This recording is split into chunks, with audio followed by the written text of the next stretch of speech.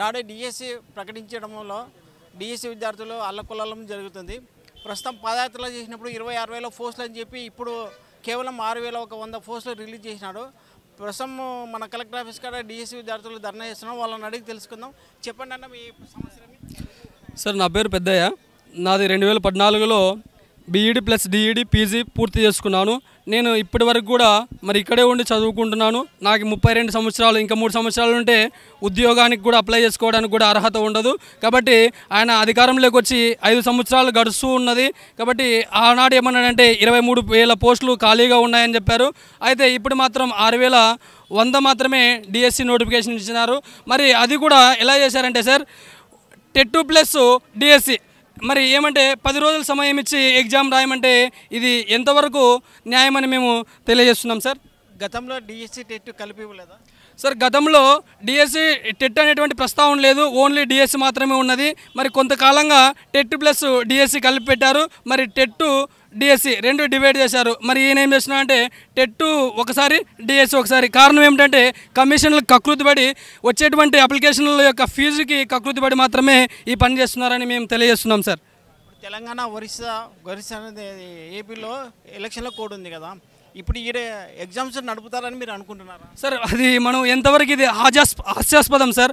మరి ఎన్నికలు సమీపిస్తున్న సమయంలో మరి ఇక్కడ ఉన్నటువంటి నిరుద్యోగుల్ని మోసం చేయాలనేటువంటి ఉద్దేశంతోనే ఈ నోటిఫికేషన్ విడుదల చేశారు. మమ్మల్ని అందరం కూడా 5 సంవత్సరాల నుండి రోడ్ల మీద నిలబెట్టి మరి ఎంతోమంది ఉపాధ్యాయులను అయితేనేమి, మరి ప్రభుత్వ ఉద్యోగులను అయితేనేమి రోడ్ల పాలు చేశారు. కాబట్టి ఇది చాలా దారుణమని తెలియజేస్తున్నాం సార్. స్కూల్లో 25 పోస్టులు ఉన్నాయని చెప్పి ఇంతకుముందు పాదయాత్రలో చెప్పారు. కానీ ఇప్పుడు స్కూల్ని మెర్జీ చేయడం తర్వాత పోస్టులు లేవని చెప్పి గవర్నమెంట్ చెప్తా ఉంది.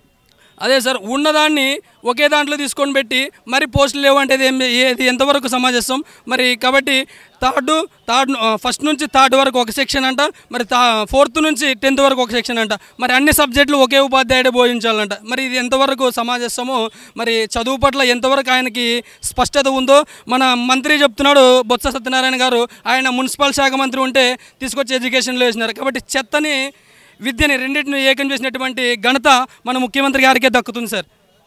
ఇప్పుడు మీరు టెట్కి డిఎస్సికి 15 రోజులే గడువు ఇస్తున్నారు కదా, దాని ఉద్దేశం?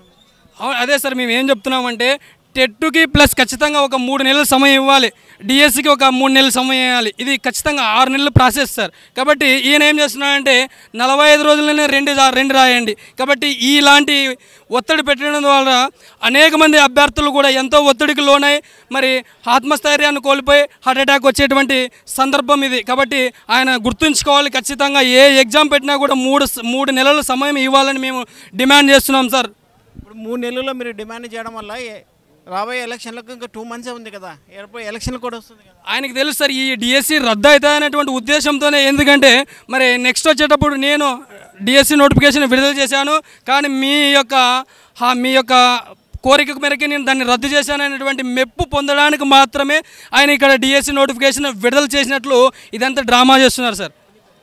పెద్దయ్య, డిఎస్సి అభ్యర్థి, కర్నూలు. ప్రస్తుతం డిఎస్సి ఇచ్చినామని చెప్పి జనాలకి, డిఎస్సి విద్యార్థులకి కన్నీళ్లు తుడచడానికి ఈరోజు 6,100 పోస్టులు రిలీజ్ చేశారు. కానీ అవి ఎలాంటి పరిస్థితుల్లో ఎగ్జామ్ జరగవని చెప్పి డిఎస్సి ఉద్యోగస్తులు వాళ్ళు ఖండిస్తున్నారు. కెమెరామెన్ చాంద్బాస్తో Kumar. Hit TV presents like, share, comment.